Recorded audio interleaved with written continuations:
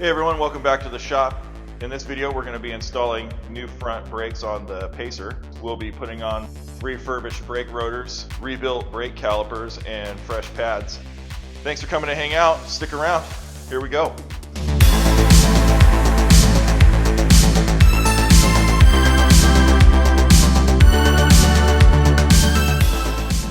And it's more hard to find parts for the Pacer drama. What we got here is a brand new rotor that Rock Auto said fits this car. It was the only one they had in stock. This rotor is not the correct one. And to be fair to Rock Auto, AMC apparently changed the brake setup several times. I don't even know how many times. I don't know from what year to what year, what half year, but apparently they had something called Kelsey Hayes brand brakes on Pacers at one point. And then they had the Bendix, and this car runs the Bendix ones. The Rock Auto ones, these brand new ones I just got, are apparently for Kelsey Hayes brakes. Lucky me, I get to eat about 150 bucks out of this because I ordered these about 3 months ago, and Rock Auto has a return policy for 30 days. I couldn't get them installed or even check the fitment because the whole front of the car was completely torn apart. So it took me up until now to be able to fit them. It is what it is. This is going to be about a $150 lesson for me. Maybe I can sell them on eBay. So let's talk about what I did to solve this problem. These are the original rotors. I got to looking at them. I mean, you should have seen them. When they came out of the car, they were completely covered in rust. There's grease, oil, bugs, like pretty much everything you can imagine all up in these things. And I spent a couple of hours, some quality time with a wire wheel, brake clean, degreaser, a brush, everything, getting all up in here and cleaning all this out. I managed to find a person locally that still has a brake lathe. They turned out awesome. There was a whole bunch of rust pitting and stuff, mostly right up in here, and they basically cut that right out of there. So nice smooth surface. They're just like new. I think what I might do is actually mask off the brake surface and just hit the hub part with some paint just to kind of keep it from rusting again. I'm going to get these all painted up so you'll be able to see once it's all done.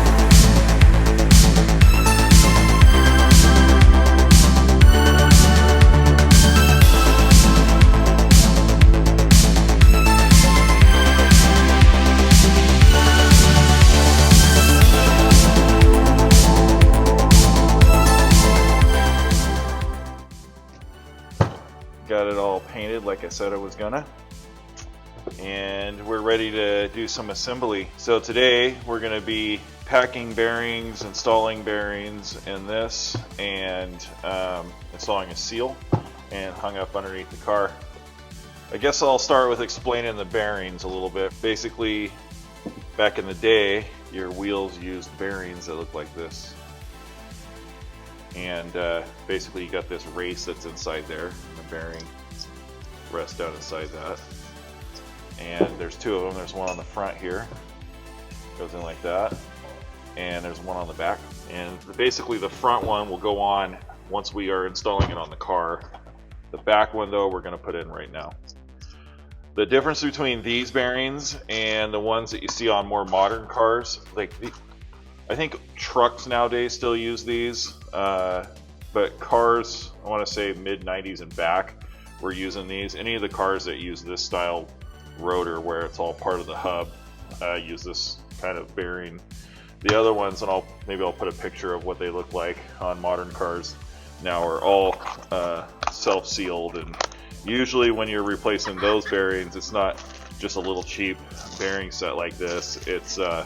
It could be like a whole hub assembly sometimes. So because newer cars have speed sensors and all that stuff integrated into this, it's a nice thing we're not dealing with that. So anyway, same thing, the kit comes with a new race.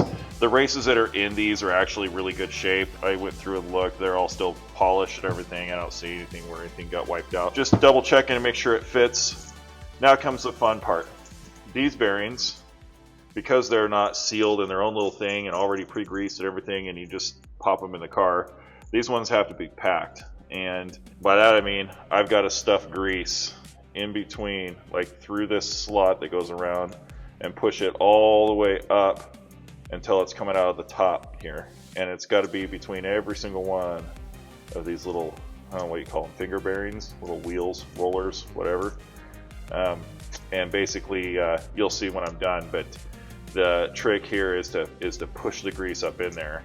And the only way I've ever been able to do it is just to get a big glob of it right in your hand and just sit here and just take little bites and push it up in there and push it up in there, and it's a mess. And we'll get that dropped in. We'll pack the small one. Right after we get everything else in, we'll put that in, and then we've got a seal that needs to be tapped in here too. So the seal, basically you put your greased up bearing in there, and then we'll tap the seal in, and the seal holds the bearing, and the whole unit slides onto the car. And the seal keeps all your grease inside the rotor here, so it doesn't leak out or anything. Also keeps water and junk out of there. So we'll get going on that using Timken. It was just whatever cheap grease I found on the Amazon.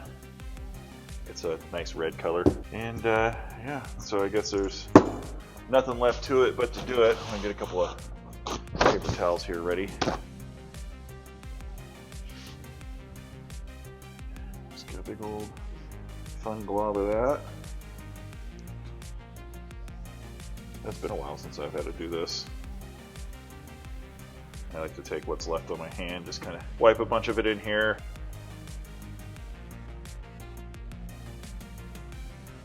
Alright, so now we got all this fun. And that's what the rags are here for. Alright, ready to go. Put the lid on that so we don't make a bigger mess than we need to. Grab our new seal.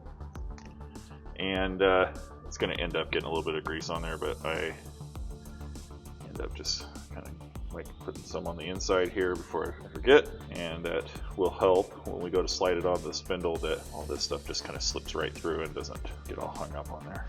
So now we got to figure out how we're going to tap this in without damaging it, just ever so. Nope. Well, I don't know. I guess there's just not going to be much option, at least to get it started. I just so happen to have a hole saw here. Seems like it wants to fit. The dead luck. I've got a hole saw. I know it looks bad, but it's actually on the outside of that rubber.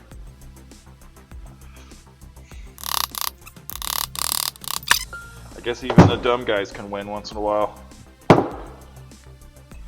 This is the part where I edit out that I used a old beat up hole saw to knock that in there.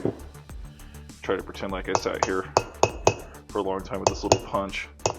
All I'm doing now is just knocking it in so it's flush. Pretty much there. That was easy. Pacer seal installed. Our wheel rotor seal, bearing seal, whatever that's called, installed. So we're gonna pack the little guy now. This little guy, and then when we come back we'll be throwing around the car. I think I got everything I need over here. Probably not required, but I like to just get just a smidge, put it on the spindle here of grease. Same grease we're just using to pack all the bearings. I just kind of like things to go on nice and smooth. Throw a little bit of that on there, a little bit on this fat section back here of the spindle is where the seal is actually sealing to it. Time for this guy. Just make sure we're not going to nick the seal or the bearings or any of that stuff. Just kind of should just slide right on, just like that. And we're going to get this guy. And if you notice, it's tapered. The taper goes in. Just like that. Get some grease off my fingers so I can wiggle this thing. Basically, we're going to get in there, get out our new spindle lock nut kit. First is the washer. If you look, the washer's got a little notch or a tooth in it. There's a little notch down the side of the spindle here. Just gonna line that up. Push that in there. not started on here. We'll run this down. I don't know if it's even like the legit way, it's just the way I do it. I will run this down. You don't want to reef it down super hard. You don't want to like, put a ton of power on it because you don't want to smash up or damage those bearings that are in there. But you want them to seat all the way back where they're supposed to be. So you need to get out your 1 1/8" wrench, and I'm going to run it down until it's just pretty snug. Normally you'll feel them kind of bind up just slightly and it's not turning. Yeah, there it is. And then you kind of know you got it seated. And then back it off about a 1/4 turn. Just make sure everything's going to spin okay. It's nice and tight in there. Spinning freely. Feels good. Next up is this little dealie. It's not a castle nut. I don't know what it's called. I'm sure there's someone out there knows the term for it, but basically it just finds its way over that nut. I don't know if you guys can hear him, but Diesel just arrived. And he's in here giving me the business. What's up, dude? Yeah, hi. Hi. Yeah. Yes, I cleaned my hands off. I'm not rubbing grease all over him. Alright, man. Back to work. Anyway, as I was, put this little guy back on there. So the cotter pin needs to go straight through. Get it all the way in. Get a pair of pliers. Watch out for the cat. Watch out, but I know I heard you, dude. Alright. I'm just gonna take this guy up here like that. Up here like that. It's out of the way. I wasn't sure what size cap. I wanted to get a brand new cap, but I wasn't sure which size to get. Looking online, it's sort of sketchy on already, like we already covered what breaks or what. So what I'm going to do is I've got the old caps. I'm going to clean those up real good. I'll show you that. Once we get that far, it'll be time to put the brake caliper on. Hang in there. Got the cap here cleaned up. So I went ahead and went with the originals. Basically, I went online and I was trying to find new ones. And with the differences between the Kelsey Hayes brakes and the Bendix, and there was size differences, I was just like not sure if when I ordered the cap if it was going to be the right size. So I went ahead and kept the old ones. They're pretty rusty and grody. Clean them up on the wire wheel. So I'm going to knock it on there for now. It's probably not required, but I'm going to take just a little bit of grease and put it inside here.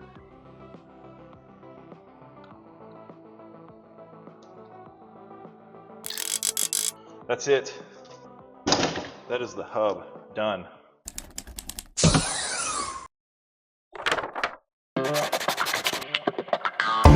Okay, putting the caliper together here. This one's style of caliper I don't think I've ever worked on before, so it's kind of taken me a minute. So this is the caliper. Basically, it's going to go onto the rotor that we just installed. It'll come around, and then this will be the outside part that we see. So this will be outboard, and then here's inboard. So the outboard one has these ears on it that kind of wrap around this part. So it kind of slides in here like this. I was kind of hoping it was going to be a little more of a positive lock. It's kind of a little rattly in there, but that's fine. Then the inboard one just kind of sets in there, and from looking at it, it looks like I actually apply this to the caliper to the back. I just sort of set it to the back of the rotor and then stick it in there. The hardware that this set came with is just a little anti-rattle spring, and that's actually going to push up against the caliper bracket. So kind of a weird setup. I'll show you more about it. That's kind of unique. The way this thing fits in here is a little bit unique too. Stand by. Now that I got the rotor installed, it's time for the brake caliper. You're not going to see me hooking up the brake hoses. I'm waiting on new banjo bolts to come in. The ones that were on here pretty deteriorated, and the bleeder valves were also smoked. So I've got all those on order. I got to be honest, the way things have been going with ordering parts for this car have not been good, and I'm a little skeptical on whether or not those are even going to fit. So I'll show you how I get the caliper on this style of brake. This is the old 75 Bendix brakes, and the caliper locks in, and then there's a slide pin with a spring, and then a little retainer screw that holds it all together right here. These ones you kind of half load. One pad goes on the caliper, and one pad actually goes right in here right now. So I got the inboard brake pad. Came with hardware here, this little, I'm not sure, it's like an anti-rattle thing, I think is what they called it in the book. And that actually goes on the bottom. Flip it around, swap it. And there's two little grooves. Oh, one more thing. So if you work with brake pads a lot, sometimes you'll have to get in here. If you see this little shiny right here, I had to kiss it just a little bit with the grinder to knock some of the powder coating off of here, or whatever this coating is, because it needs to be able to slide into these tracks and stay in there, and it wasn't fitting. So that just goes in there like that, sits right there, and we'll bring over the caliper. This one's got the outboard pad on the outside there. And I'm gonna set it on this bottom lip here and then try to rock it in there. And kind of a little bit of a fight. Should be able to get her. There we go, line up in there. That one went nice and smooth. So it's sitting there like that. Now up here it's hard to see, but right on the top there's this gap that runs across here, and it gets bigger or smaller depending on what I do here. And that's this slide pen. This thing actually slides in here, and then you can see there's the relief right there, and that's where that bolt screws in here and holds it. Just kind of goes in like that.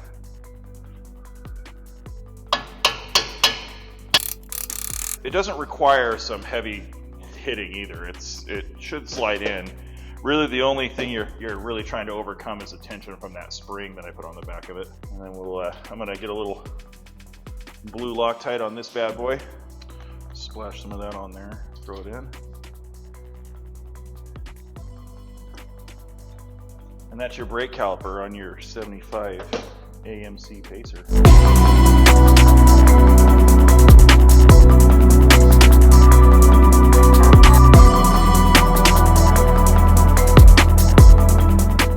That's it for this video. I really appreciate everybody sticking around and watching. We'll see you on the next one. No, I ain't the type to give up. If I do something, man, I do it till I get what I want. I turn a business out of nothing into something I love. I got a poker face, but honestly, I'm not one to bluff. I flip a switch, never miss, man, I always stay up. Don't let them see you.